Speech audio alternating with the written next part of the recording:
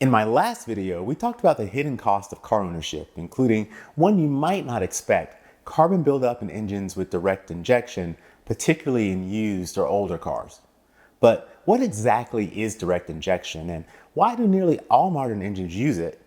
And why did some auto manufacturers decide to use both port and direct injection? Well, let's break it down. Here's a quick refresher. In a four-stroke engine, the intake valves open, air flows in, and fuel gets added. Then it all gets compressed, ignited, and pushed out through the exhaust system. The only difference between port injection and direct injection is where the fuel actually enters the process. For decades, most engines use port fuel injection. In these systems, fuel is sprayed onto the intake port right onto the back of the intake valve, where it mixes with air before entering the combustion chamber. The big advantages? Well, it was simple, reliable, and relatively cheap, and because fuel was always washing over the valves, it kept them clean. But port injection wasn't perfect. Because fuel mixed with air outside the cylinder, combustion wasn't as tightly controlled, and some fuel could cling to the intake walls instead of atomizing cleanly, which wastes energy and sent unburned hydrocarbons out the tailpipe. It also limited how far engineers could push compression ratios or turbo boost, and without the cooling effect of in-cylinder fuel, engines were prone to knock, which meant leaving efficiency and power on the table. And by the 2000s, as emissions and fuel economy standards tightened, automakers needed something that was a little bit more precise. Enter direct injection. Instead of spraying fuel on the valve, the injector sprays fuel directly into the combustion chamber, and not at 40 to 80 psi like port injection. Direct injection runs at 2,000 psi or more, sometimes over 3,000 in modern systems. That extreme pressure turns fuel into a very fine mist, and mixing more completely with the incoming air, the benefits are huge. Tighter control of the air-fuel mixture, higher compression ratios without knock, more power and better fuel economy for the same displacement, and lower CO2 emissions because more of the fuel is burned efficiently. Direct injection also brought something port injection couldn't: a charge cooling effect. When fuel evaporates directly inside the chamber, it absorbs heat. That cooling effect makes the mixture more resistant to knock, allowing engineers to run more ignition timing, more compression, and more turbo boost. That's how modern small turbo engines make the same or even more power than their big naturally aspirated engines from a generation ago. But port injection still had strengths of its own. At light load or steady cruising, port injection often delivers smoother operation, has better fuel vaporization, and it keeps the intake valves clean. That's why some automakers didn't see it as an either or choice.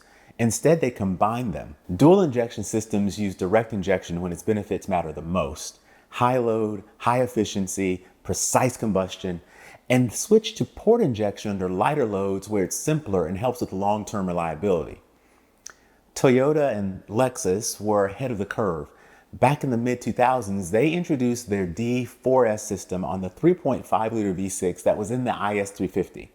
It used both port and direct injectors to get the best of both worlds. Meanwhile, Volkswagen and Audi's early GDI engines were struggling with major carbon buildup, showing the downside of direct-only injection. Toyota's approach highlighted the advantages of blending the two systems, and today, many automakers use some form of dual injection. So what are the downsides of early direct injection? The most talked about issue was carbon buildup. Because fuel no longer washed over the intake valves, oil vapors from the PCV system could bake on and form deposits. In some engines, especially early Volkswagen and Audi models, that meant costly cleaning as early as 60 to 80,000 miles. But here's the update. Modern engines have largely minimized this. Dual injection systems, better PCV designs, and improved fuel and oil chemistry mean that carbon buildup is still possible, but not the guaranteed headache it once was.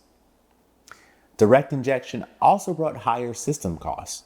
Those higher pressure pumps and injectors are far more complex than port injectors. So if they fail, repairs can run into the thousands. And then there's noise. Direct injection injectors operate at such high pressure that you can sometimes hear them ticking at idle. It's normal, but it can surprise owners who expect a whisper quiet engine bay. There's also a trade-off in emissions. While DI engines burn fuel more efficiently, lowering CO2, they can create more fine particulates, the kind of soot we normally think of in diesels. That's why in Europe, many new DI gasoline engines use gasoline particulate filters. So here's the takeaway. Direct injection gave us more power, more efficiency, and lower CO2 emissions. It also introduced new challenges, but over time, auto manufacturers refined it and in many cases combined it with port injection to get the best of both worlds.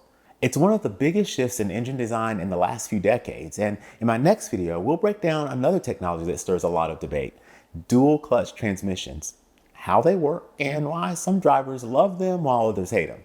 This is Wrench and Reason, where we cut through the hype and explain cars with clarity. Stick around.